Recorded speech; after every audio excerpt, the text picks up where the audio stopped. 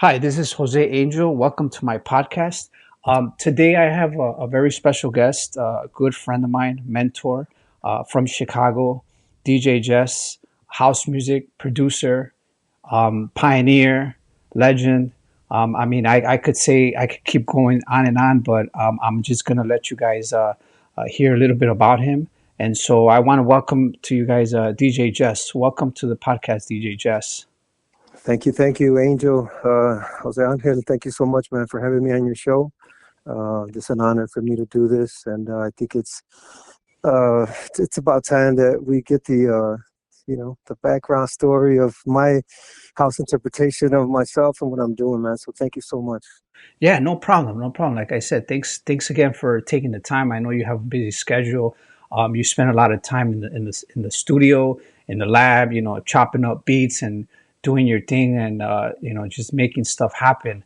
So let's dive right into this, man, and tell me, like, you know, as an artist, as a DJ, how did your art for music set the tone for what was to come for DJ Jess? Like, tell me a little bit about the very beginning. Like your high school years. How did that start? How did you branch off and find out and say, okay, you know what? I think music is something for me. I think DJing is going to be something that I'm going to be passionate about. So I'll let you go ahead and tell me your backstory on this. Oh, absolutely. Um, with all this stanches, even before high school, man, just coming here as an immigrant from Mexico in 1977, I didn't really know much of music until then. And so one of my older brothers used to listen to a lot of radio, more commercial rock, 80s stuff like that. And so I was like really adapting to the sounds that were coming out the radio.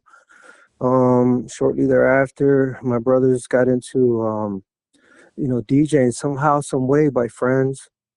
And there was this DJ in particular, his name was Rex. He would come over and show my brother some skills that he knew. And, at that time I was like 11 years old.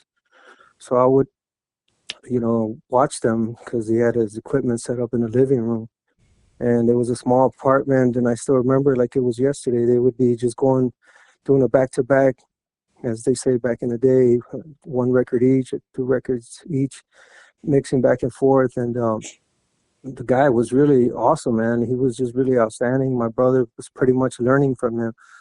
But my brothers, did the sacrifice to work hard to get their own equipment. And it was at that moment in 1981 that I knew this is what I wanted to do.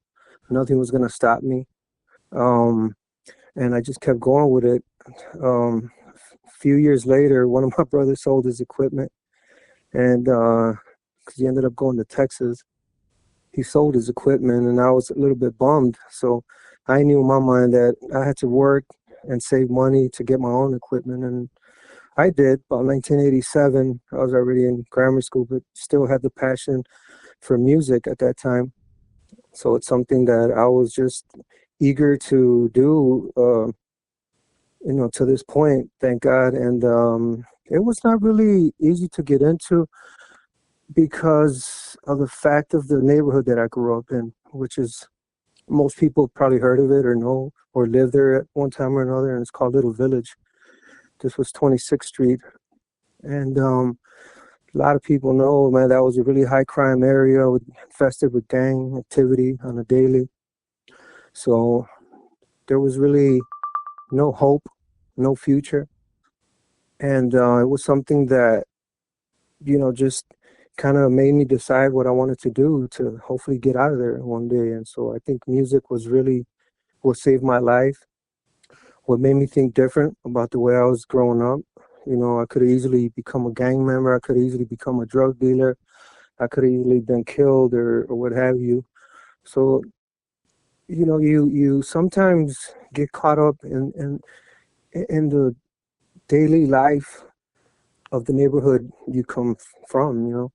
And so you have choices to make. And I think, just looking at my brothers and his friends grow up DJing, I think that really struck a chord to continue it on, regardless of what happened. You know, someone sold the gear. So these are things that you have to figure out by yourself to make it happen. And so I've had a lot of good people really take me to that level that I'm at now, that I'm most comfortable with, because no one will open doors for you unless you are a kind person or you're humble. And you know, I gotta thank these people, man. I just in Little Village, although it was really rough growing up, I met some of the people that have gotten me to where I'm at to this point, and I'm so grateful, man. One of them being Benji Espinoza. This guy used to live in my neighborhood, actually around the corner from me, and I noticed he would carry records with him, not knowing that he worked for DJ International back in the day. Going back to 1985 now. I met him because my neighbors knew of him, and one day he came over. And I guess they were telling him, "Yeah, Jesse, man, you know this young kid, he wants to become a DJ." And I still remember that day. Benji looked at me, he goes, "Oh, really?" He goes, "Here, man, here's a couple of records for you." And one is the classic. I mean, I'm sure a lot of you guys will remember this one, but "The Promised Land" by Joe Smooth. We'll make it to the promised land. Huge Yeah, classic. yeah, definitely. Everyone was like, you know, so man, when he gave me those records, it was a feeling of like, you're the chosen one, man. You know, and I took that like in such a huge honor, man, that I just knew that I had to continue what was going on within the music. And you're talking about when house music really started to like get recognized, which is 1984, 85. I mean, I'm in the midst of this, but yet I'm like super young. And another record that he gave me, I think he gave me Peter Black. This one song, I don't know the title right now, but yeah, he gave me those two records, man. But it really was a proud moment for me because I felt like he believed in me somehow, some way. And you know, shortly after, I started working for Andre Lopez at a flea market called Sunrise on the north side, Division, near Pulaski, near Kildare and stuff. Andre was another person, man, that opened up many doors for me, man. I'm forever thankful to these guys. I mean, I could go on and on. Andy Moy at Gramophone, you know, just Malik Bader, which is a film director now, man. God bless him. He's doing amazing work, and you know, a lot of people just really helped me with my journey. But these are people that I wanted to recognize, and these are the people that really inspired me to get into this thing called DJing and for the love of house. And I've had other mentors like, you know, Bad Boy Bill, Julian Perez, watching these guys live back in the day. I could honestly say that that set the tone for me to just really go all the way full throttle, man. These guys was like amazing what they were doing, man. And of course, we were all stuck to the radio, man, waiting for these guys to come out on BMX. And but you know, truthfully, man, there was a lot of DJs that really influenced us. Depending on the sounds that we were into. Of course, everything is house, no matter how you give it a genre name.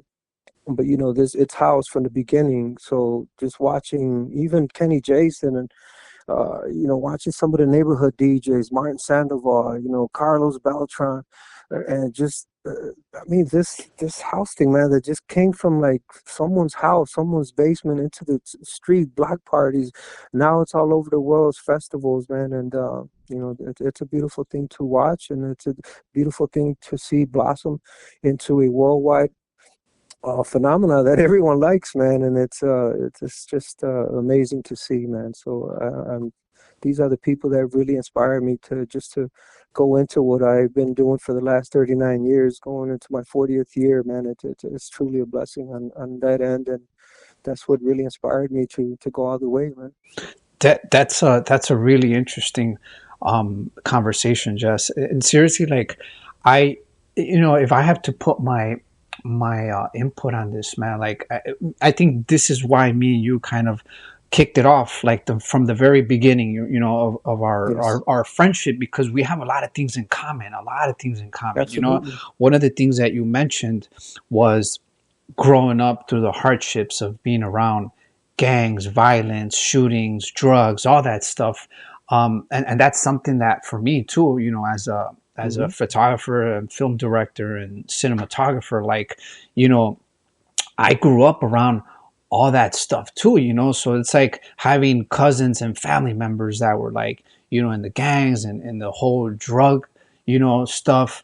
And, Truthfully. me not knowing where to find my way out, I was like, man, where do I go from here? Right. And Yeah. so, yeah. And so like art, I like to say this to a lot of people, but sometimes not everyone understands the philosophy behind it, right? But I like to Yeah. say that art saved my life because Absolutely. it literally did. It literally did, Oh because yeah. the minute I picked up, music or photography or anything else that puts the stamp of art on it, Yeah. that was an outlet for me to pick up and run with it, just like you.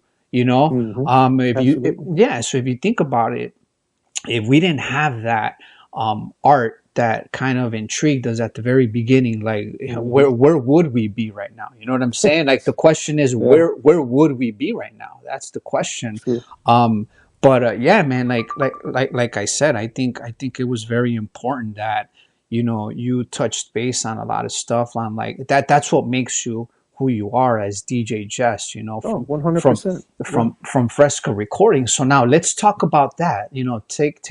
Taking our next segment into how was Fresco Recordings born? Perfect. Okay. Fresco Recordings was born in 1999, specifically in April, because that's around the time my birthday comes around. I'm not trying to ask for gifts or anything. It's just that was my gift to everyone. Yeah. Just and the way Fresco Recordings came about was before Fresca, I was releasing music on various labels around the world, man. You're talking about the UK and Leeds, which is NRK, with Notorious label back in the 90s. Then after that release, a lot of labels like Siesta, man, they were just really catching up with my sound, and I guess they liked that tribal sound that I had. So now people, they identify as that tribal West Coast sound. Oh, we love that jazz West Coast tribal sound, and it's hilarious because I get what they're saying. So, anyways, Siesta decided to pick up one of my releases back in 2000, around that time. And I had a lot of things going on in 2000s, man. I went to Barcelona for the first time with Tim Baker, rest in peace. Yeah, I used to release a lot of music on Elephant House, which one was one of Tim Baker's labels and stuff. And so I guess they asked about me and he invited me, and it was such a good time. But anywho, he was another person that I was releasing music with. And man, it was just like an explosion of my music that everybody wanted, man. And I really truthfully didn't want to accept that. I had a lot of fans because that didn't interest me, man, at the time. And I remember Andy Adams, rest in peace, owner of Underground Construction, UC, After Hours. He one time picked up a project thanks to Mozzie. Thank you, Mozzie. Mozzie signed Good for the Soul. It's this huge record, man. Huge, huge. Did very well for them. And then Mozzie also licensed, picked up this one release called Genuine Dub, Genuine Flow.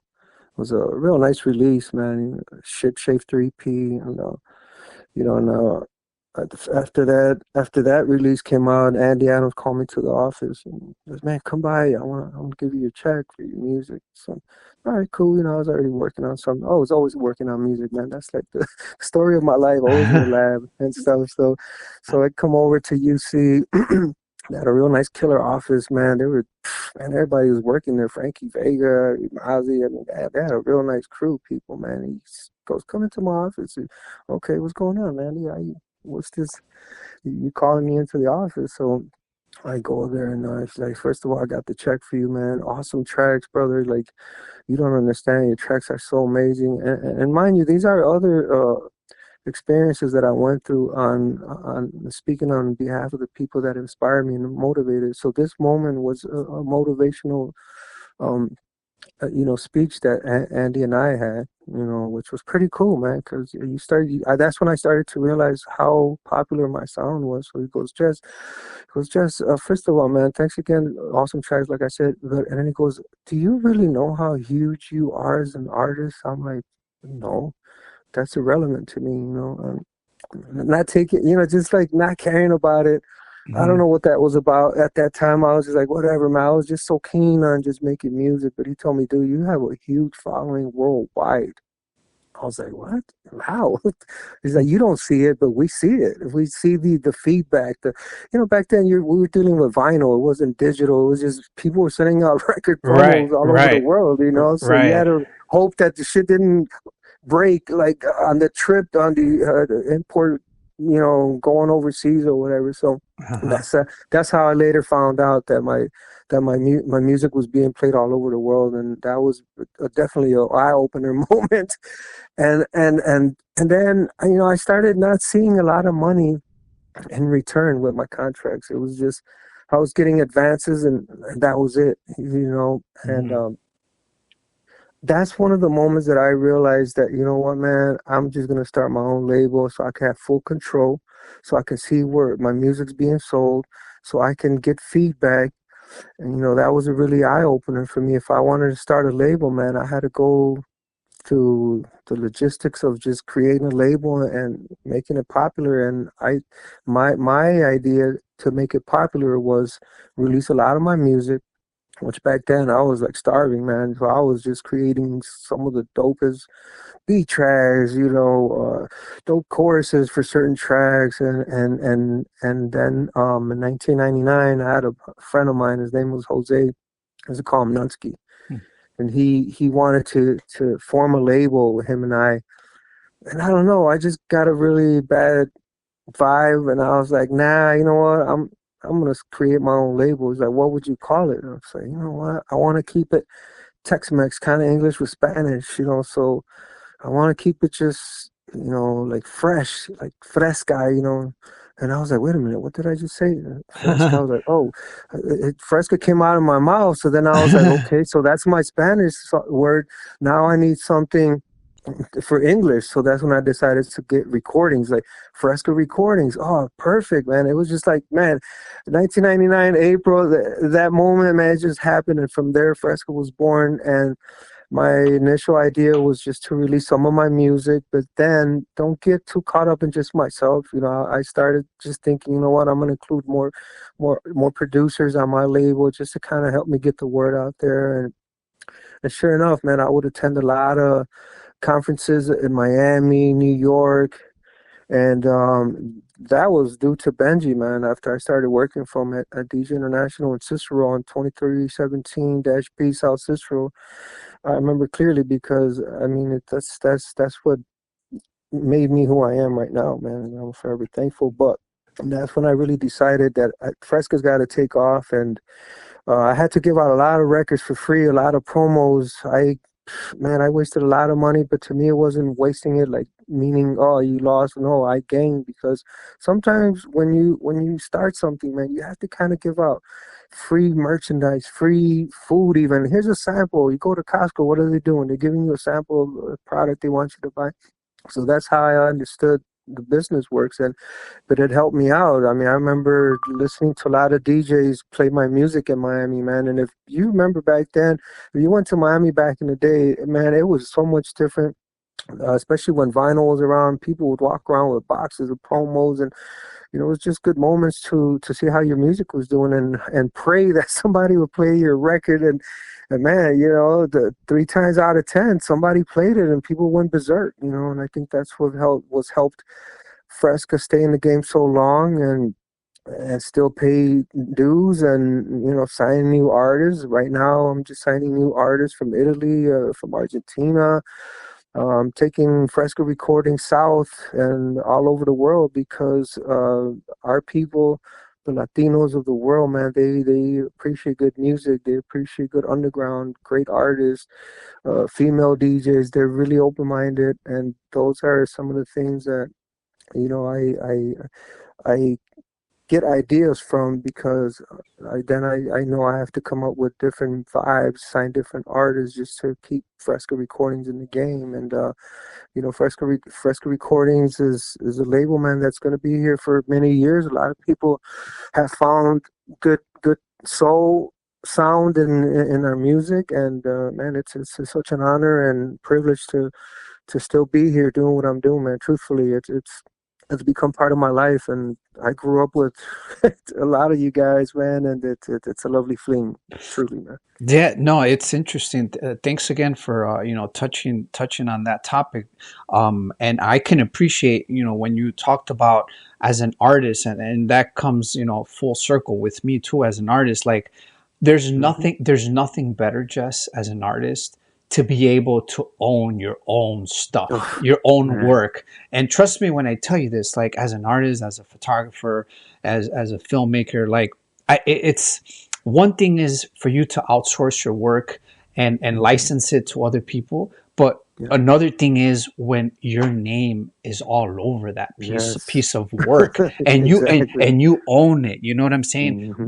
Whether it's copyrights, licensing, that's what very early on, Hmm. that's what I told myself, right? I told Yeah. myself very early on as an artist, I said, when I get to that point and Yeah. I want to definitely make a difference for myself and my work, I have Hmm. to have control of my full ownership of all my work. Yes. And I think, Yes. yeah, and I think I can speak for all of us artists, Oh, right? absolutely. It's So imperative, man. yeah, Yep. so when you touched topic on that, like I that hit home for me. You That hit, adapted to it, because yeah, absolutely. and so that's very important. Hmm. And so you starting Fresco Recordings and building your music catalog with your own record label, that's like a given right there, that was going to happen. Yeah. Now I know you're famous for, let's take a moment right now to mention this, but I know you're famous and notorious for the warehouse tapes. Let's talk about the warehouse tapes.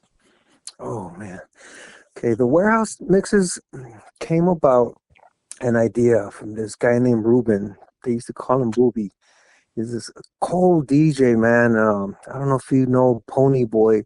He's from like Los Marihuanos and stuff. Real cool guys, man. Stoners, awesome guys, man. Love them to death. Well, back then, when I used to work for Benji, these guys used to create these mixes called CMB, Cash Money Brothers.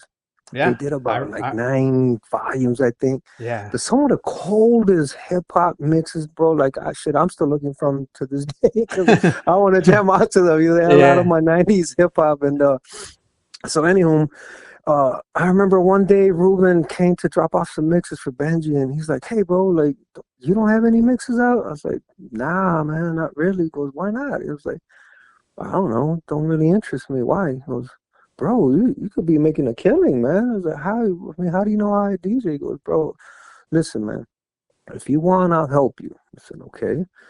I said, "What are you gonna do?" He goes, "I'll tell you what, give me a mix, an hour mix, do what you gotta do, and I'll put it on cassette and sell it for you. But my thing is, what are you gonna call it?" He asked me. I said, "Shoot, you know what? Oh, I do work at the warehouse." I said, "You know what, Ruben? Call it Warehouse Underground Tracks." He goes, "Oh, shoot." He goes, "That sounds pretty cool." He goes, "Why? Because you DJ at the warehouse?" I said, "Correct." I said, "Now put underground because that's what I play." "Oh, underground, huh? Okay." I said, "Yeah, put Warehouse Underground Tracks Volume 1. We'll go with 1." And the rest is history, man. He actually did what he said. He hooked me up with this guy named Jordan out in Lombard. It was called Audio Video Technologies.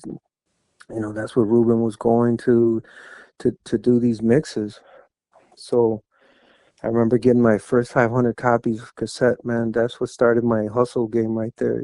Back then, it was all about the hustle, man. It ain't easy how we got it now. Now we got technology to keep our lazy butts behind the computer and send Yeah, stuff out. yeah, Not no, back then. yeah, no, I love that story, man. Because like I said, we're from the mixtapes era. You know what I'm saying? Yes, yes. We're from the mixtape eras. Like we're not from the CD that came further down the line, and then Exactly.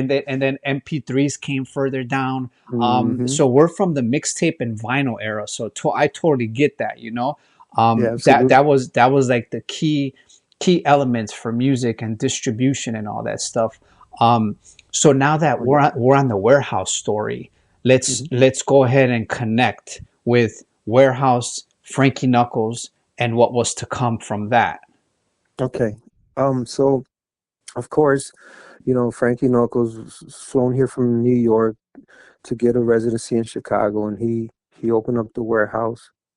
And that's why I don't want a lot of people get uh, confused or misconstrued with the history of there was two warehouses. Now Frankie's warehouse was 1977 on Jefferson Street, um, but when it closed its doors, I believe in 81 or 83, they Rocky Jones, Julian Jumping Perez, and Joe Smooth decided to open up a club called the Warehouse.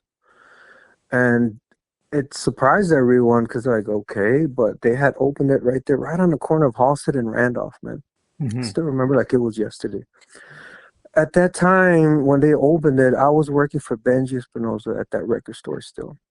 So Okay. this is why pay Benji so much respect. One day he asked me, "Hey Jess," I said, "Yeah." He goes, "Would you like to play at a nightclub?" I'm like, "Absolutely." But Benji, dude, I'm only like 16 years old, gonna be 17. He goes, "Don't worry about that. Just keep your ass in the DJ booth. Don't come down because you'll get us closed." I'm like, "Oh man, talk about pressure." Like, ooh, okay. I said, "What if I gotta use the bathroom?" He goes, "You could do that, but just run your ass back to the booth and stay up there." I was like, oh, okay. So Mm-hmm. I couldn't go down there, man. So he decided to offer me the residency at the warehouse, 19, 1990. And I was like, oh my God. I was like in awe because if for those that never went to the warehouse, man, the second warehouse again, Halsted and Randolph, it was on a Friday night. I used to open up for Julian Jumping Perez. I would open up from 9 to midnight. Then Julian come in and bang it out, do his thing. But on Thursdays they had like a disco night. I remember Armando used to DJ there. Rest in peace, Armando Gallup. Mike Dunn used to play there. Andre Hatchett. And periodically, they used to invite Frankie to play, man. So I got to hear Frankie on a Thursday night. Mind you, I'm like 19 years old.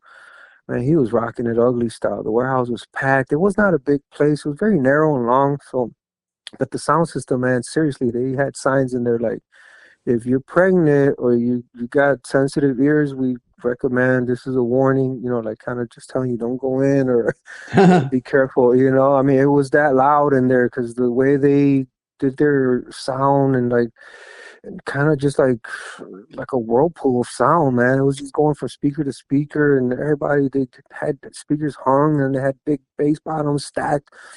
So it was just amazing, man. It was just dark and that's where I became a resident for from 1990 to like 95, and it's funny because they ended up getting rid of me because I asked for more money because forever they were paying me $70, $75 a night, and I'm like, man, why can't I get a raise, so the minute I ended up asking for more money, like, okay, just have a good one, thank you for everything, have a good one. And I was like, wow, Mm-hmm. that's when I opened up my eyes to be like, okay, then I know what I got to do now, and it's just go look for work in other clubs. And Mm-hmm. then after that, I started DJing at places like the Shelter, Red Dog, and that's how I was known for playing at the Warehouse. And so a Mm-hmm. lot of people identify the Warehouse mixes with the Warehouse nightclub, and it was actually a tribute to the music I used to play at the Warehouse, and along with the new stuff that was coming out, it was more so to educate the listeners through cassette. And you don't understand, man, like those mixes have changed people's lives. I know because people came up to me and was like, Jess, I'll be honest with you, this kid I went to high school with, he says to me, you don't understand. You saved my life. I'm like, cool out, man. I'm not Jesus. What are you talking about? And he goes, no, bro, listen, man. I used to be into metal. I used to like rock and roll, man. And one day somebody showed me your mix. And bro, it really transformed me into just liking house music. I'll never forget that. His name was Jeff. I went to high school with him. And yeah, he said that he will never listen to rock ever again. He just was forever gonna listen to the underground house that I was playing on these mixes. So that's what I'm saying, man. Music could truly change your passion for something in a very respectful manner, and something that could be artistic for somebody or just for listening pleasure. But these are good stories that I've come to know from the people themselves, and that's have made me realize how powerful music is, especially dance music, house music, however you want to call it. Hmm. It's a sound that, man, it just takes you to that peace of mind, that world of, I don't care what's going on around me. It just takes you away, man, from the norm of bad news, bad drama, things that are happening in your life with your family, your kids. Sometimes that's why we always say, man, music is, it cures us. It's a therapy, and man, it just frees our mind from just the negative daily routine, man, that we go through. So, such just stories I want to share about the warehouse mixes and the warehouse nightclub, man. Some really good positive energy came from that, and I just want to share it with everyone in hopes that you understand my journey. And thank you, Jose, for asking me these awesome questions that I wanted to answer for such a long time, man. Seriously. Yeah, no, no problem, man. Like, I think I've said this to a lot of people and a lot of my close friends, artists, musicians. Um, in one way or another, Hmm. house music has connected a lot of us in this Yes. industry. I'll be honest with you, man, and I think it's the old DJ in me. Um, Hmm. because some of my audience, some of my close friends know that my backstory starts with me DJing, and that's Yeah. eventually how I fell in love with house music and the whole community and culture of house music, because I have a lot of people that always ask me, right, like, hey, you're a photographer, you're into filmmaking and all that stuff, like how are you so into like house music, like you're like obsessed with that, and they say like it's a bad thing, right? And Right, right. I'm just like, I got, like, those are part of my roots, man. Like, I Yeah. wherever I go, just because I'm a photographer or I'm in the film or cinema industry, doesn't mean that I'm not gonna ever mention or talk about where my roots came from. And Exactly. and and truly, my roots are house music, and I'll tell you Yeah. why. Um, when I was like, 12, 13 years old, I grew up on 18th and Racine. And, I was literally in the middle of two different gangs. Mm. There was always rivalry. So I would have to look through the window of the door Wow. as I see them like running at each other, like with bats and chains and Ooh, crowbars, and then eventually it became like shootings, you know what I'm saying? And so man. I was always behind the closed doors just watching this. But when put all that aside, Yeah. during the summers, you had the pump open, you had the music blasting, and Good old days. that's when I would see these guys stand out, Mm. and on their corners, like holding up the hood. And the first thing I listened to was their house music, the classics, Mm. all that stuff. And I would listen to it and I would say, like, man, what kind of music is that? What is that? And I remember walking up to one of those guys, like he had tattoos all over his body and, all this stuff. And the hat was like, cocked to the right or whatever. And Mm. I would be like, hey, what kind of music is that? Oh, this is house music, this is classics, all that stuff. And so Yeah. I would listen to that, and I would say, like, man, this is like, who makes this music, right? So I would Yeah. always ask myself, like, who's the people behind this music? So I did my research, and further down, I started listening, like one of the most famous songs out there too is the Jungle Brothers, "I'll House You," you know, Yeah. and that was one song that I was never able to get out of my head. And so from that, it just snowballed from there. Mm. I wanted to know more about it, and so the more I knew about it, the more I realized like how big this movement was. Fast forward, Chicago was like the mecca of house music, Oh yeah. and so moving forward, I always felt proud to say like, yeah, I'm from Chicago, and yeah, I listen to house music, and what, right? Like, and what, right? So Right. now to know that fast forward, like house music, like really put Chicago on the map. And Oh I'm not yeah. saying that New York didn't have anything to do with it, or Europe, or London, um, or Berlin, or any of these other overseas countries. Like, no, they played their role. Trust me. Oh yeah. The Kerry Chandlers, all those Oof. guys, played a big role on where house music is at now. Oh yeah. But being from Chicago, like, you better believe that the first thing I'm gonna mention to you when I ever meet you is like, hey, do you listen to house music? And it's not to bore you, but it's to like kind of get a feeling of where you're at with that. So Exactly. yeah, talking about house music and all that stuff, like, yeah, man, like if you want to put me on the ambassador side of house music, I'm down for that, because I've been like promoting it, and I've been like representing house music since day one. Oh yeah. So with that being said, like, let's talk about, as a house music ambassador and pioneer, Jess, what are some of the key instruments, elements, and equipment that you like to use when you get down in your lab in the studio to make magic? And to follow up with that, what is one of your soundtracks or songs that really took off when you were in the studio, like in the depths of it, producing it? You knew, and you had this feeling, and you knew, and you said, wow, this one's different. This one's going to definitely like put a dent into this house music industry, and like it's going to be played globally, internationally, worldwide. Well, I have to say the first one was with prayer. That was a project that I kind of experimented with acid. I'm talking about the drug, not the sound, just to make it clear.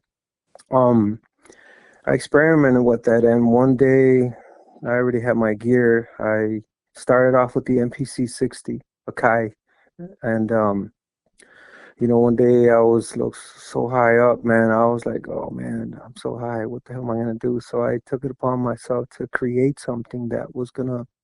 I knew in my mind what I wanted to do, and it was such a track that I knew was gonna go global, and everyone would know about it. I think it's just psychological, that's what I wanted, and that's what happened. And anyways, I was high, and then I was in my mind. I was like, what if I took a rock record, and just played like some crazy, fierce techno, hard house sounding beat behind it? And I was like, I want to try that. So I was going through some records that this guy gave me back in a little village. This hippie guy, man, he gave me like two crates of rock records, and one day I was going through them, and one of them was the Soft Parade by the Doors, and there was a song that's called um, it's called With Prayer, and so it's called the Soft Parade. Sorry, so I was listening to it, and then had an intro of Jim Morrison saying something, back there in seminary school, whatever, and he just happened to yell out that with prayer. So I'm like, that could be the rock idea that I could use with the house sound, and that track. I remember working on it like as if it was yesterday, because that track has such a huge impact.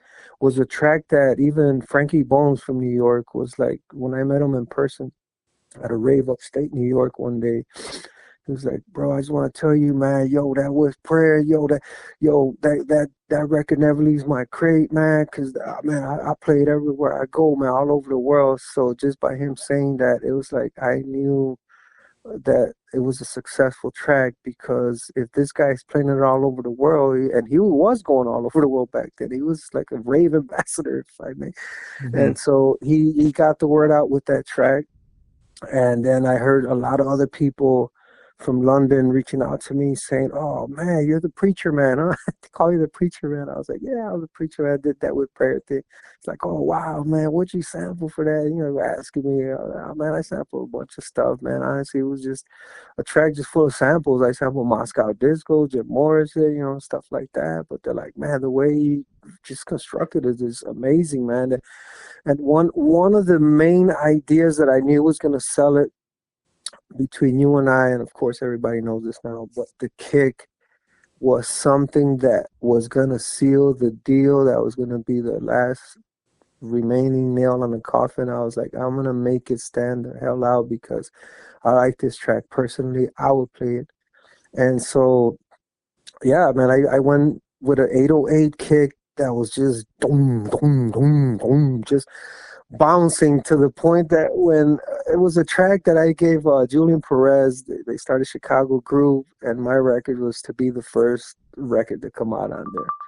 I got a measly $300 in advance for that. You know, this is my first record. What the hell do I know about contracts?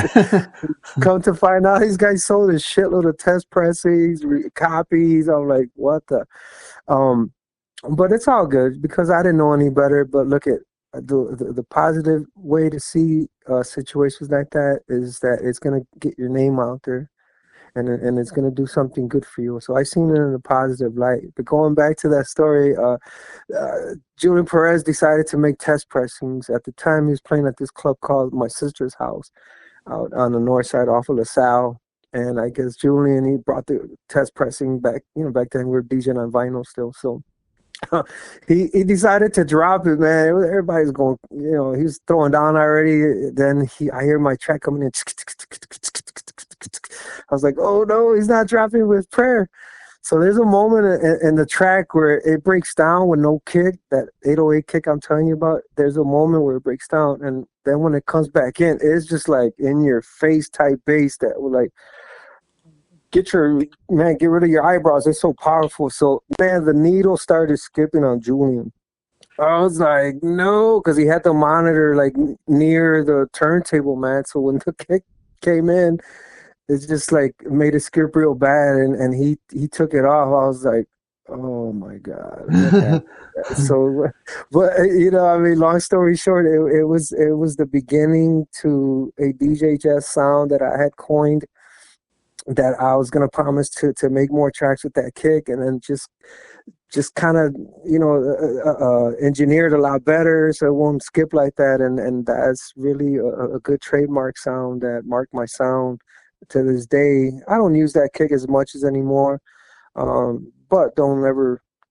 I'm never gonna say I'm never gonna use it again because I've used it on a couple of tracks, but I think that's what one of the records at least, because I mean you gotta understand, Jose Angel, I got, man, easily over 70 record releases, man. So that was just the beginning one. And then there was just so many much more. Like I Gave You Love was another record, man, that I knew. That one was a class. That one was Oh man. another classic, another banger. Yes. You would hear it on the radio station, like Yes. other DJs mixing it.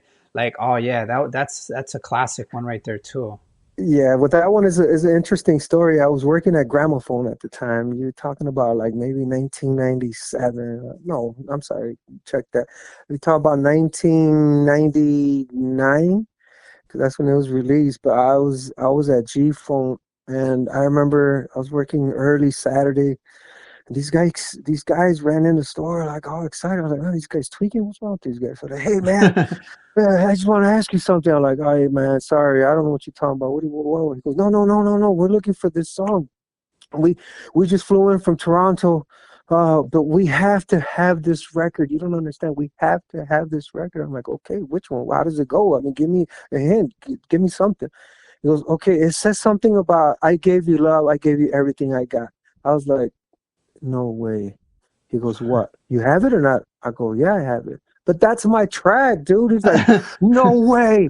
You made it?" I was like, "Yes, bro." Where did you hear it? He goes, "We were at this club last night in Toronto, and we know DJ Marv Farina played it. He dropped it, and the whole place went berserk. They went nuts. We all lost it, man. So I need at least 3 copies of that record, please." I said, no problem. Here you go. So I gave him 3 copies. The guy, I mean, it was such an amazing story, and that's one of the records that you asked which one that you know was going to be a hit. That's another one that was the biggest selling record for me. I sold I think 10,000 vinyls with that one, Yeah, and I that. included it. So that was one of the that one and among others. And the thing of my hits, my records that sound dope is they're different. Not all of them are the same. Oh yeah, he's got like 5 awesome acid tracks. No, it's like different. Like I Gave You Love, for example. I knew I wanted to make that for the women. Hmm. I wanted to make it for the clubs. Why? Because the vocal was catchy. The music in the background was so cool, man. Everyone loves it once they hear it. And so I was like, in my initial thought, I wrote that track when I lived in Bridgeport also. And I lived on Emerald 28th, and it was like a winter day. It was a lot of snow, and I woke up and I just, man, was felt like, you know what, today's that day. I'm gonna create something, and that's how Gave You Love was formed, created, just with some cool samples and adding some of my DJ Jazz Formula beats behind it, and just certain records, certain tracks that you come up with, are gonna be a hit because one way to know is that you can't stop listening to it and you won't get sick of it. One of them tracks you could just keep listening and listening and you'll never get tired of it, man. Those are records that become classics, and that's how you as an artist know this is a hit. And man, my hand to God, I was like, this is gonna be a hit, man. And I think sometimes, man, you gotta just really, when you create as an artist, you have to believe in your projects, that your music that you're working on. Hmm. If you're doubting yourself, like, I wonder if it works, you can't come in with that attitude. You have to know, man, you know what, I'm working on this because I feel this is the one. This is gonna level me up to the next level. This is gonna take me out there. And that's what was cool about the 90s, for one, because it wasn't oversaturated as we are now. But that's certainly a way that us as artists knew something was going to be a hit and everybody was going to love it. So different times nowadays, of course, but you still got to use some of your essential remedies for that you were doing back in the 90s that help you grow. You kind of have to go back to that. We'll talk about that later on as I talk about some projects I got in the works too. But yeah, that's one of the ways to know that you got Yeah, to hit. no, that's actually interesting because talking about the doubters and the downers, transitioning into this next part of the conversation, there's Yeah. there's always going to be, as artists, I think we all have them at some point in our lives, right? We're always going Yeah. to have that one person that's going to doubt us, that's not going to Hmm. not going to believe in us. That I had them along the way. I had lots of them that would tell me, like, Hmm. what, photography, what, like this art, like, no, just get a real job, get a real job, like you're not gonna make it, Yeah. just and I had one person actually like literally call me this, and I was like, wow, that's pretty that's pretty that's pretty messed up, Yeah. I remember when I was expressing my interest in photography, and the person actually said to me, like, oh, you know what you call those kind of people like you? And I'm like, no. He said they call them starving artists. And Mm. I was like, well, what do you mean? He's like, yeah, because they're starving, they never make money.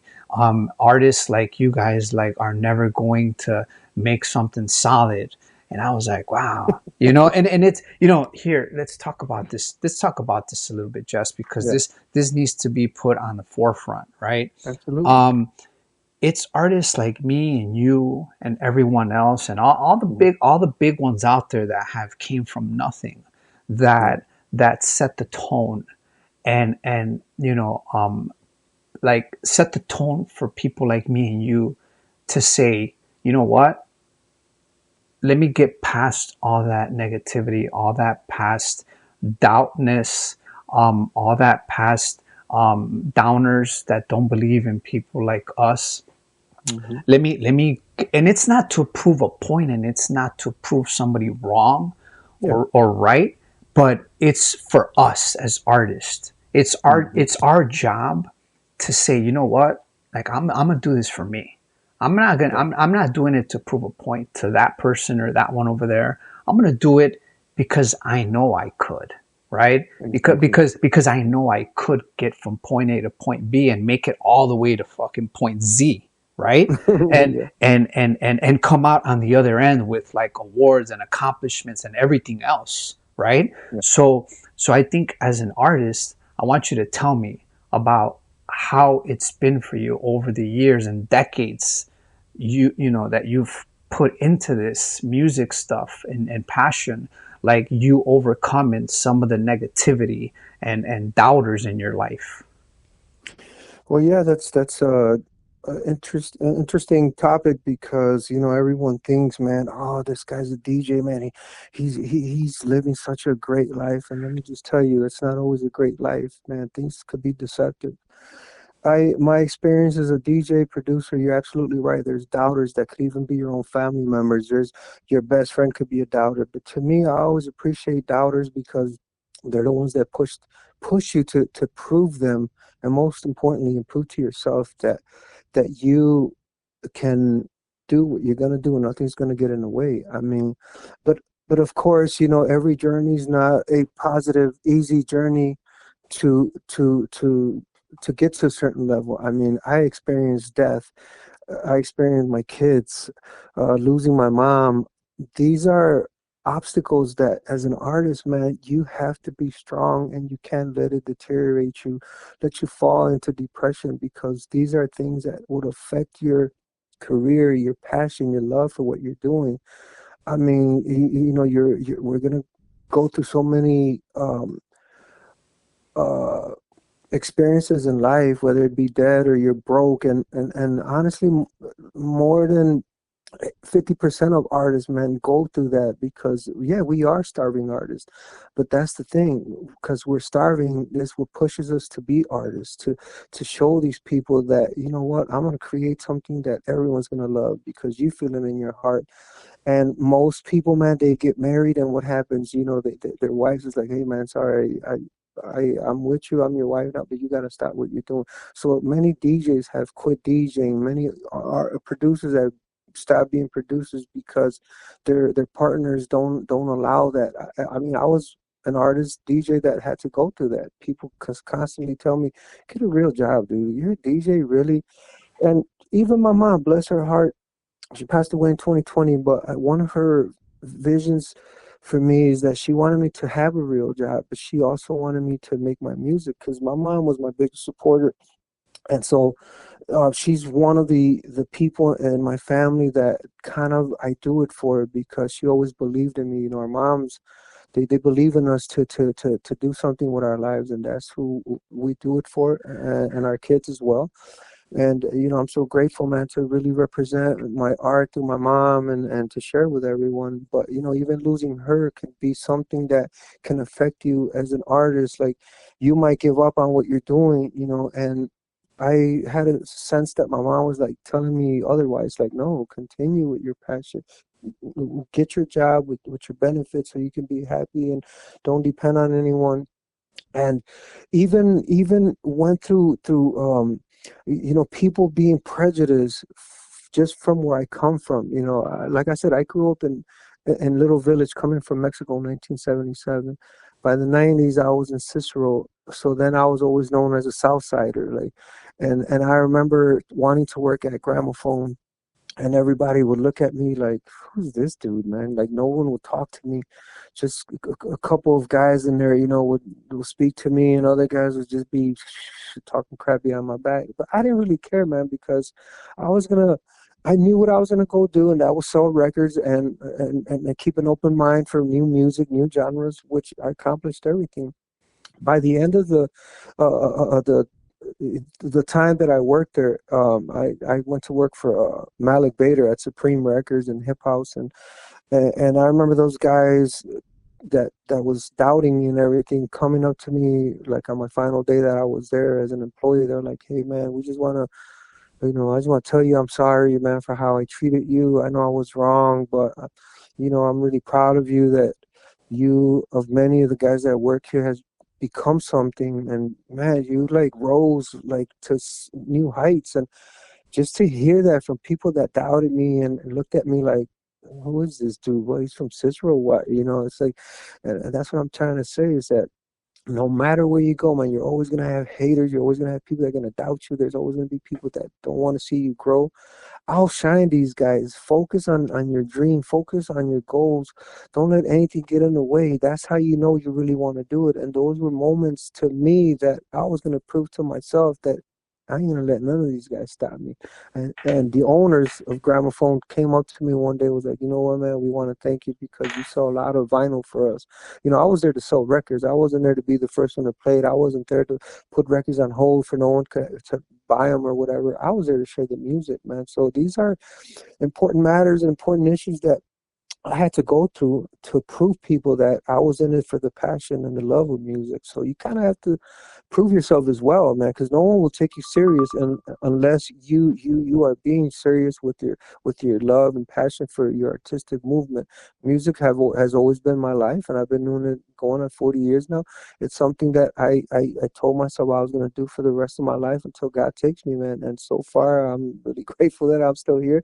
But just know that it's never easy journey, but you can make it fun for yourself by proving people wrong, proving it to yourself. Yes, I can do this. That's why I kind of appreciate people that hate on me, that doubt me, because you could take their energy and reverse it on a positive note, on a positive light, and make it better for yourself to grow as an artist, as a DJ.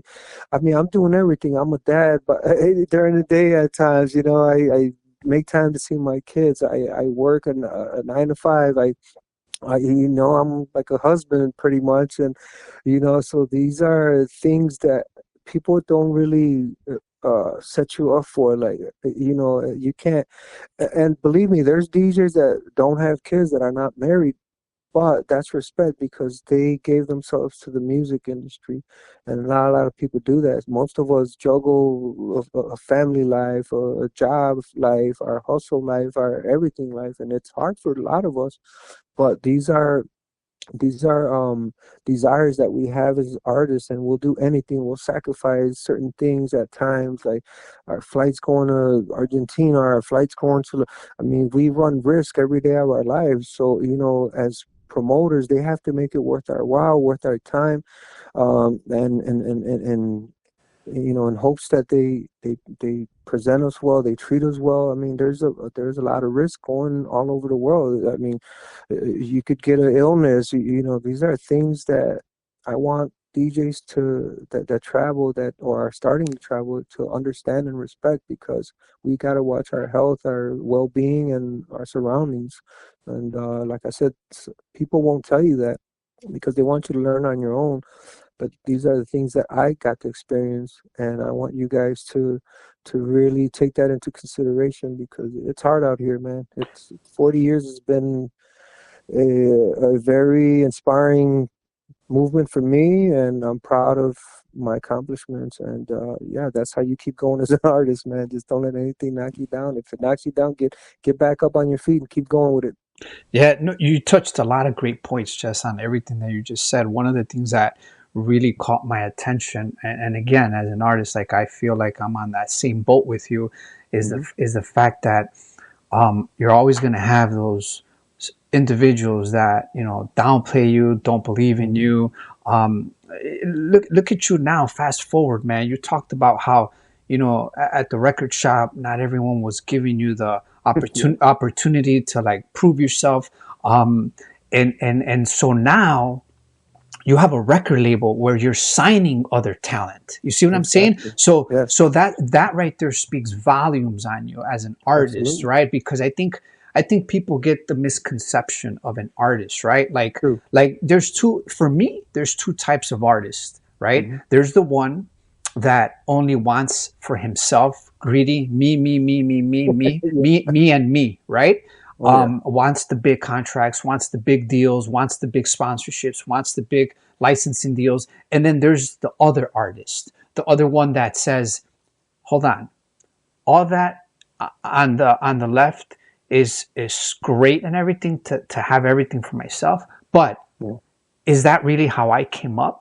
No. Exactly. I came up with struggles and hardships. So you know what? Absolutely. I'm gonna do this, But when I have all the connections and the plugs to be able to do something with them, not just for me, I'm going to use it to expand my possibilities to put others on the map, you Exactly. know. and Exactly. and and I've always told myself that, Jess, right? I Yeah. always said, okay, now that I have like the outlets and the connections to be able to put others on the map, what do I want to do? Right? Because, you Exactly. know, some people might say like, hey man, this guy's a photographer and he's into filmmaking. What is he doing, like, you know, making like podcasts, or what is he doing making like, you know, some of these film score soundtracks now, right? Like, Yeah. well, that I'm doing it because I want to open up like the market for me to be able to like bring other people into those categories, right? Exactly. That's what I Beautiful. want. Yeah. That's what I want to do, right? Like, Yeah. I want to bring people like you on this podcast to talk about, like, you know, music, house music, the culture, the community. I want people to know who DJ Jess is. I'm sure a lot of people already do, but then there's the other people out there that maybe this podcast can inspire them and say like, wow, like that's crazy. He had some tough hardships and tough upcomings. Like, but look at where he's at. Look at where he's at now, right? Look at where Yeah. he's at now. So that's the other part of me that, you know, pushes me to say like, okay, I wanna definitely like use my resources to put others on the spotlight, and I want other people to hear their stories, right? And Yes. so now that we've came full circle with that, Jess, let's talk about this. Let's talk about, what advice would you give upcoming artists that are trying to pursue a career in the music industry? Okay. What I would really recommend for a lot of artists is this: know what you want to do, but know who you want to do it with. And let me emphasize on that. A lot of us come into this game thinking it's going to be easy, like I just touched on. You know, there's women that will support your career. There's women that will support your every move. And if you find that person, man, keep that person because that's a difficult task to take on, man. You know, because there's a lot of jealousy involved in that. Because you're traveling, you know, right away everyone thinks negative. So one thing I want to share with DJs, man, if you're gonna go into this, have a job first and foremost, because you don't want to be, you want to be a starving artist, but you also want to live a healthy um, financial life, meaning that you need to survive. Things are getting expensive now. Food's getting expensive. It's really expensive. We live in different times, you see. Back then, you could live comfortably just DJing, but man, even people that are some of the biggest DJs, they invest their money in businesses just to stay afloat, just maintain a lifestyle for their kids. Um, Another thing I want to emphasize is stay humble, man. Please stay humble, man. I can't emphasize on that because a lot of people come into the game thinking they're the shit, they're it. Oh yeah, I'll smoke anybody. Oh, don't come in with that attitude because that attitude will never make you become anything. You won't last. And I've seen it with my own eyes. I've seen people that are talented, but man, their ego gets in their way and people don't want to work with them. So it's imperative that you maintain a respectful and humble manner way to the people that you deal with. Because like the saying goes, the same people you see climbing that ladder on the way up is the same people you're gonna see climbing down that ladder. So, Absolutely, you absolutely, know, yeah. so yeah, you gotta remain a humble and appreciative person. Listen, I'm not perfect. Back then, you know, I used to get offered gigs. I might have missed a couple gigs, thinking whatever. You know, to me it ain't nothing. But guess what? To that person, he worked hard to promote you, and those are things that will come back and haunt you, man. Seriously, there was a time when nobody wanted to book me. I thought it was over for me, and then I started reflecting like, well, you know what? I did this back then to this person, so that's what I'm saying. That there was a lot of moments where I had to get humble myself. When I lost one of my girlfriends, passed away in my arms. You know, I ended up cheating on her one day, and I had a gig in San Francisco, it was California, West Coast. cheated on her. Guess what, man? A few days later, she passed away. So that's what I'm saying. You gotta learn how to respect people, man. Don't hurt anyone. Don't do any bad things. Don't wish anything bad on people, man. Support people. I think a lot of DJs, like I said, man, they come in here just to brag, just to act like they're doing something, and come in here with respect to our industry, to our fellow producer brothers, DJ sisters, because you know what, we're all working together to keep this sound alive, and in hopes of sharing it to many generations to come. I want this sound to live even when I'm gone. I want it to just expand more than what it is now. I want every corner of the world to know about house music because I believe in this sound. I believe in sharing it. I believe it brings happiness. I believe it brings peace. I believe it brings people together to forget your daily bullshit dramas, to enjoy oneself and just be free, man. And that's why I want these DJs to respect our industry and our art form, and just to never be greedy. Always share your knowledge, your thoughts, your ideas with people, because you won't know it now, but just like how we were talking about, signing other artists, man. I don't do it to, I want if they could jack me over there where they're from. No, absolutely not. I'm bringing artists that have the same passion as many producers here or any place in the world that are about it, that want to do it, that want to work with me. These guys don't ask me for anything, and I don't promise them anything. They just want to be on my label. Hey, man, and I told people I created fresh recordings so I could release music, but also share music from other producers all over the world to people that love house music and underground music. And so far, it's been my motto, and so far it's working well. And I'm grateful that I've contributed so many uh, releases of music, man, throughout the world, man, for people just to love and acknowledge Fresca, man. And it's one thing that I'm proud of, and I'm most proud of, you know, releasing more albums on my end. And, just like I said, just to give our Latino brothers a chance, our African brothers, our white brothers, anything, man, because music, it's universal. It doesn't care what skin is your color, what color is your skin or whatever. It's just it's a beautiful groove for everyone to enjoy and to feel good, man. It's an antidote, man. It makes you feel good, and it makes me feel good when I'm doing it, creating my music, mixing my mixes for the radio stations, for my events. It's something that I've loved to do, and something that I will continue to do, given the life, to God, man, Jesus. He's the one that makes everything happen for us. So, I just want DJs to understand one thing and one thing only, man. Just be good to those that you cross, because you just never know, man. And that's staying humble will keep you in the game for many, many years. I lost a lot of my friends through different illnesses, through different types of ways of passing. But you know what? Their music keeps them alive.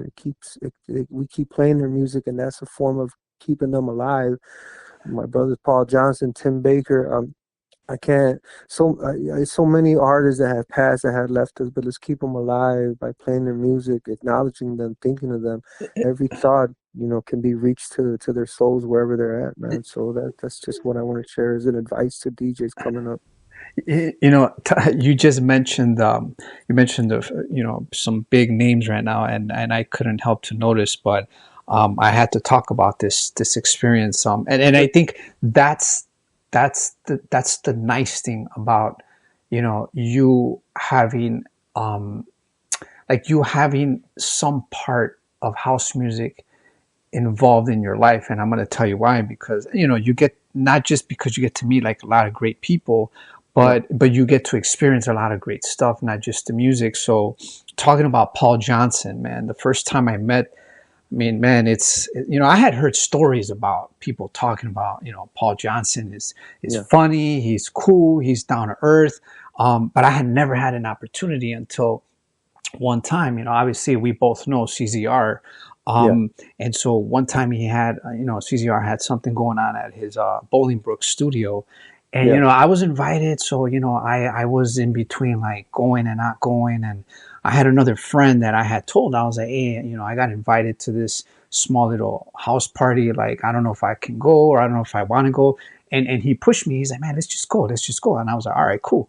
So we get there, and there was already people in there. The music's bumping and all that stuff.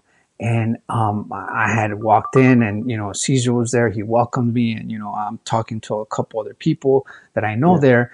And then next thing you know, like, the door knocks, and then Caesar says, like, hey, hold on, let me go check to see who's at the door. He swings the door open, and it's none other than the legendary Paul Johnson, right, on the Wow. on the on the wheelchair, right. And so Yeah. so so that's my first time, like, me experiencing that. So Wow. Caesar's like, saying what's up to him. He's saying what's up to everyone, and then Caesar, like, slightly comes up to me and whispers and says, "Hey, dude, we're gonna have to, like, pick him up carefully and take him down the stairs, because Caesar had his studio at the bottom level, lower level Mm. of his house." Yeah. So I was like, man, I was like, all right. And so Caesar tells me, like, hey, motherfucker, don't drop him, all right? So I was like, all right, cool, cool. Like, I'm gonna be very cautious. So we took him down step by step. We finally put him down, and then he just kind of wheeled his way around. Johnson, man. He was like, he wheeled his way around into Yeah. anything. Nothing stopped him. So by that time, Caesar has like a backdoor porch patio Mm. to the studio, where Yeah. people can walk out, get some fresh air, or take a cigarette break or whatever. And Yeah. so I'm walking through the studio, and I see that back porch, and I see like a group of people. So I'm like, you know what? It's what's going on over here. So I go to the back, and then of course, it's Paul Johnson and a couple other people in the circle, Yeah. and I'm standing next to him, right? And he pulls out the joint, and he's rolling it up, and he's like, he's getting ready to fire it up. And first thing he does is, like, he takes a puff, and I'm the second person he passes it to, right? Oh. And I was like, Dad, this is kind of like historic. This is historic right here. You know what I'm Yeah. saying? Like, I'm about to take some puffs off this joint, that none Yeah. other than Paul Johnson, right? Yeah. So we take the puff puff pass, and that was a story that I was able to tell as the years went by. Yeah. So when it comes down to, like, making memories, like, look, when it comes down to house music, man, like, I think, and I can't say enough, and I will continue to talk about it. Yeah. But I told myself this, and I had a conversation about this with Bad Boy Bill at some point. I said, "Hey, Bill, listen, I'm thinking at some point I'm gonna make a house music documentary." And Yes. and and he paused, and he said, "Listen, I'm gonna tell you something right now. If there's one person that I think has to make it, I think it's gonna have to be you.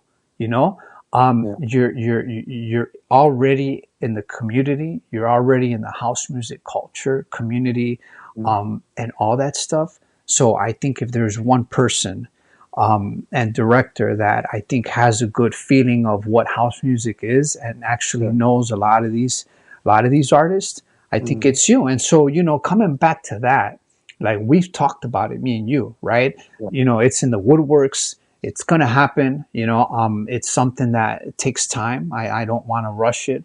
I Sure. I want it to be something that is going to be, produced and directed correctly, because I want to pay my respects to all the artists that I'm going to have on there, I on the on, appreciate it. on the roster, that are going to be telling their story on the big screen. And Yeah. so, now fast forward, coming to that, which takes me to our closing question.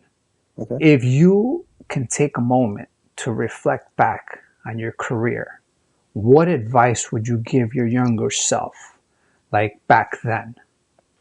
Mm. That's a good one. That's a good one. Um, I think I will give myself the advice of doing things a bit different as far as like who I work with, because any industry, I don't care what it is, film, music, any industry can mislead you, and people will use you. And I think that those are the things that I will tell myself: be careful who you deal with, but at the same time, appreciate the people that you work with, even if they use you or they do you wrong. Because listen, man, this successful story didn't happen just because your journey was perfect. There was a lot of negativity. There's a lot of loss. There's a lot of um moments that you had to go through to get to where you're at. It was No one said it was going to be easy ride. Sometimes even losing family members is a sacrifice. A lot, and artists, we always go through it. We lose our moms, our brothers, our dads. It's just a form of loss that it sucks, but then at the same time, that makes you appreciate the people that are in your life that work with you, whether it be your friends or family members or nephews, sons, daughters. That's the beautiful thing, to have that support. I would also just tell myself to be more open-minded to new technologies, to new ways of doing my art. I seem like I'm not stuck on the way I do my stuff, but I could be a little more open minded too. But sometimes when you work with people and they take your goodness for weakness, your kindness for weakness, as they say, it kind of makes you see people and their truth, behind them wanting to work with you. And as an artist, you see that you look for certain little red flags, if I may, that you're being used for something. And I mean, to this day, I was still experimenting that, until I just decided, man, just to be more focused on my work, on my music. And so far, man, I'm grateful that it's been working out that way. But like I said, nobody explains to you those type of details while you're coming up on your passion for your art form. And so, I would definitely just keep grinding harder than what I've been. I think in the last 8, 9 years, man, I've really been working extremely hard. And I think I finally see the clear picture that people do love my music. People do love my sound. And I think people truly respect and appreciate my humbleness. I don't think I'm better than anyone. I appreciate the people that's helped me get here.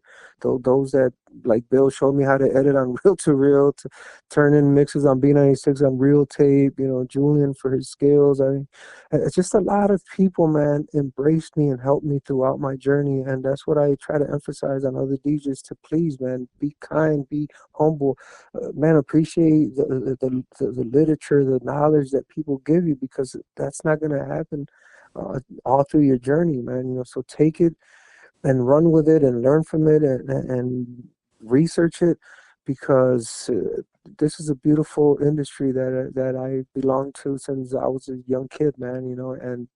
And I'm gonna keep doing it, man. And it's a beautiful way to get acknowledged, for people to respect your music, for people to respect you as a human being, as a father, as a brother, as a friend, you know what I mean? Music has really taught me to be a good all around person, and my mom's passing has certainly attributed to the way I am these days. Like I said, I appreciate little things that people do for me, even if it's sending me a Instagram message like, "Oh man, I'm a big fan of your music." I always respond to these people, man, because look, they're the ones that make us. Our fans is what makes us. We could be talented and whatnot, but if you don't have fans supporting your music, you ain't really nothing, man. So those are the moments, man, that I know and understand, is that's the reason I do what I do, because they're the ones that keep motivating me by giving me little feedbacks like, "Oh man, your track compilation, oh my God, I play it in my rotation. I love it so much." And man, those are the things that inspire an artist, and those are the reasons that I keep doing what I'm doing, man. I like being humble. I like respecting people, because that's how I want to be treated, and I like being a part of any event that has to do with the music, that's become a lifestyle, that has become a culture to me, that's become something that I grew up doing since I was 16, man. And I'm very proud of my accomplishments, my attributes, my connections I've made all around the world with people I've come to know and make friends with. And No beautiful thing than just knowing you have friends all over the world to talk to chop it up with, to share music, man. I think that's honestly why I love music, because it brings us together to share good music that people create around the world. And that's honestly a good explanation of what house music is. House music. It's a lifestyle. It's a culture, and it's something that's gonna live forever, man. Even when this world's gone, it'll be somewhere in another planet, Mars, what have Uh, you. But they'll still be jamming to house music, man. It's a drug, man. You know, it's addicting. So Yeah, no, it is, man. You talked about humble, staying grounded. That's absolutely key in this yes, industry. I'm just like you. I feel the same way. Like being humble, grounded, and not having an ego in this hmm, industry can make all the difference in the world. yeah, It's either you know you can either choose not to be humble or grounded, hmm, and have an ego, and that just closes more doors for you in the future. oh yeah, And that also just burns more bridges, right? truthfully, You can either be humble, stay grounded, hmm, and just be very positive about the direction you're trying to go. and yeah, and two things are going to happen. One, you're going to attract the right people, and hmm, more doors are going to open. uh huh, Or two, you're still going to have those haters, or you're going to have those oh individuals, yeah, like you said, even family members. oh Family members are always, believe me when I tell you this, family members are always the number one reason why you want to strive to be better than them.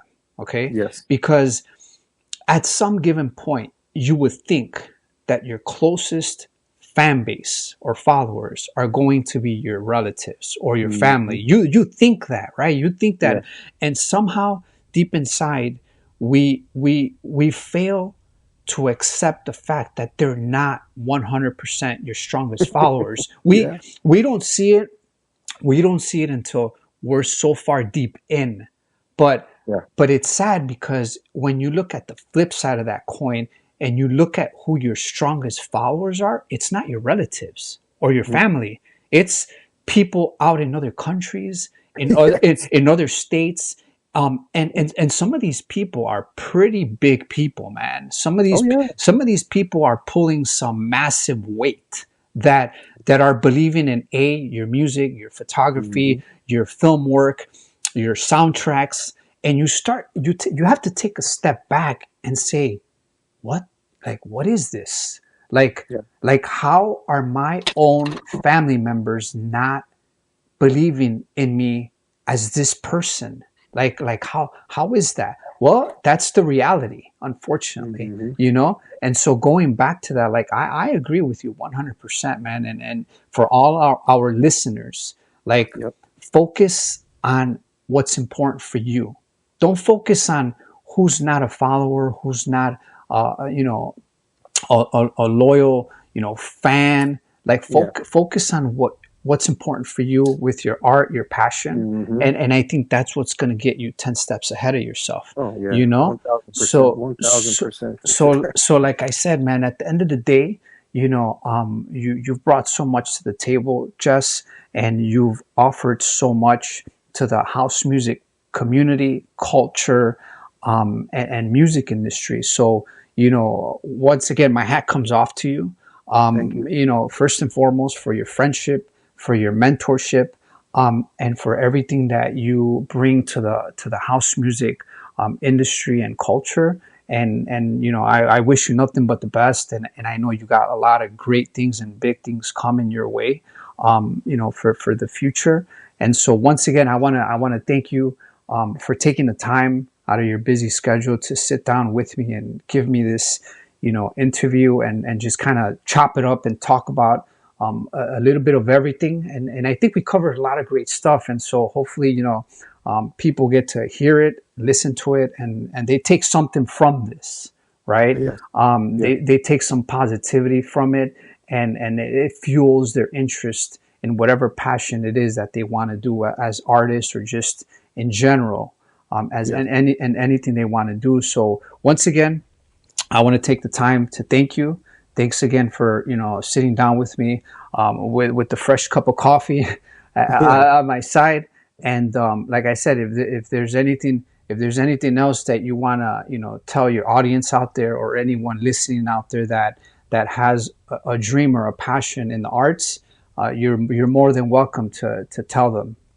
Yeah, no, absolutely, man. I just want to tell people quickly where they can find my music. Obviously, you can find me on SoundCloud.com/DJ Jess. They could find my music for purchase on Bandcamp. That's djjess.bandcamp.com/music. And then that one's primarily for my Fresca recordings, artists, and releases on my moniker, my label. And then I also have a different Bandcamp for just my releases that I do through on many labels throughout the world. And that one's kind of the same thing as the first one, DJ Jess G. G is to separate the two, .bandcamp.com/music. There you will find my past and present releases. And of course, you can always find my music through links on Instagram for the real DJ Jazz on Instagram, and then DJ Jazz artist page on Facebook, man. And also, I want to thank you, Jose Angel, man, because this is not the first rodeo we worked on together, man. And I just want to thank you, man, because you've been a blessing to my career by doing the things that you do for me and many other artists, bro. And I can't thank you enough for just doing the documentaries that you did in the past. And I love that you represent our people and also work with different ethnicities as well to get their artwork heard and seen. And I love what you're doing, man. And I think it's imperative that you keep doing it, man, because a lot of us, man, we're in our 50s, so our health ain't up to par, and it's definitely a good time to really get people acknowledged for their passions of art, man. And you've certainly been a huge aspect in helping us do that. And I can't thank you enough, man. And thank you to you and the people that you work with to give light, man, to our paths and our careers and our names, man. That's certainly one thing that we don't have enough of as DJs and artists. A lot of us can't afford public relations people or people that will get us out there. Everything costs money. Nothing's free, and everything has gotten expensive, man. So anything that you do for me, man, is greatly appreciated. And not only that, it's a huge honor for me, man, because you're a talented cinematographer slash videographer slash director. You do it all, man, and I'm happy to be a part of the great success that you keep doing for yourself and others to enjoy and to know about, man. So thank you, man, truly.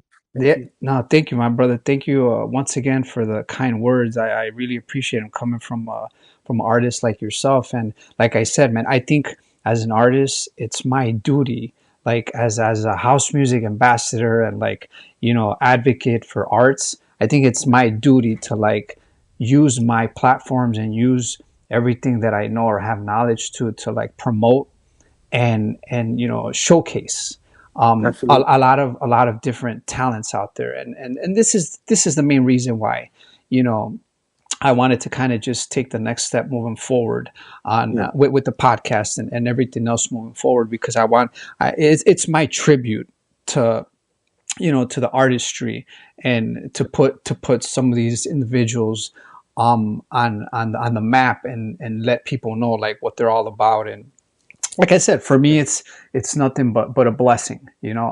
At the end of the day, I appreciate everything that I've done for the number of artists that I've collaborated with Sure. in the past to the present, and once again, you being one of them, that as soon as we kind of met, we kicked it off, and we've built a friendship and a relationship with the Yes. whole development of you know um, arts, music, and everything else, man. So yeah, once again, thank you for taking the time.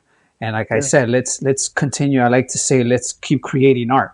You know. Yeah, absolutely. No, it's been a pleasure, bro. It's been a pleasure of mine. So yeah, let's keep grinding and keep doing things.